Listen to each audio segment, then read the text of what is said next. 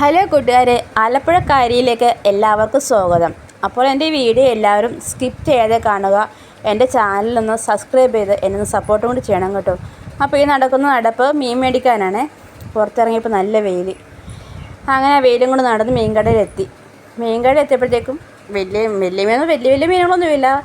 ഒരു ചെറുകും ഒരു കുടുക്കയൊക്കെ ഇരിപ്പുണ്ടായിരുന്നു. അതിൻ്റെ വിലയൊന്നും ഞാൻ തിരക്കാൻ നിന്നില്ല. പിന്നെ ഉള്ളത് കൊച്ചുമത്തി അയലയുമാണ്. അയല മേടിച്ച് ഞാൻ വീട്ടിലേക്ക് നടന്നു. ഇത് എൻ്റെ വീട്ടിലേക്കുള്ള വഴിയാണ്. ഇത് നിറയെ കാട്ടുചേമ്പാണ് നിൽക്കുന്നത്.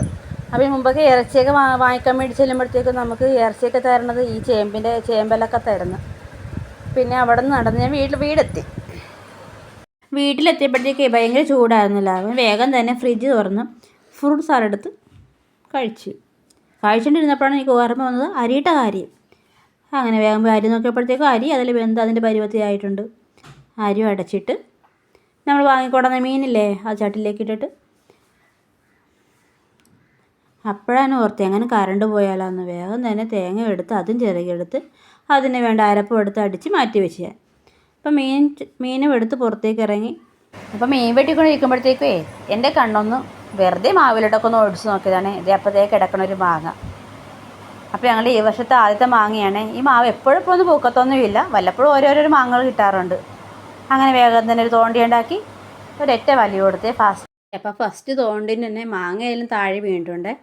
അപ്പോൾ ആ സന്തോഷമാണ് എൻ്റെ മുഖത്ത് നിങ്ങൾ കണ്ടതേ. അപ്പോൾ നമുക്ക് കറി വെക്കാവേ. പിന്നെ ചട്ടി അടപ്പ് വെച്ചിട്ടുണ്ട്. അരച്ച് വെച്ചിരിക്കുന്ന തേങ്ങ എടുത്ത് നമുക്ക് ചട്ടിയിലേക്ക് ഇട്ട് കൊടുക്കാം.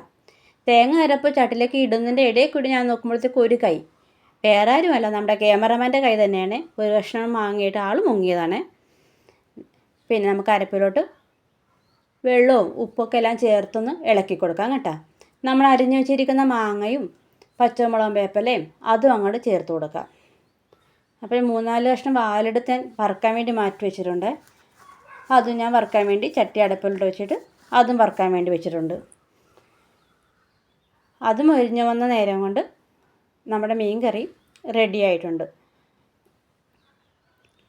അപ്പോൾ ഇന്ന് ഉച്ചക്കത്തേക്കുള്ള അയിലക്കറിയും മീൻ വറുത്തതും ഇവിടെ റെഡി ആയിട്ടുണ്ട്. ആ മാങ്ങയും കൂട്ടിയൊന്ന് കുഴച്ചപ്പോൾ എന്ത് പുളിയാണെന്നറിയാവോ.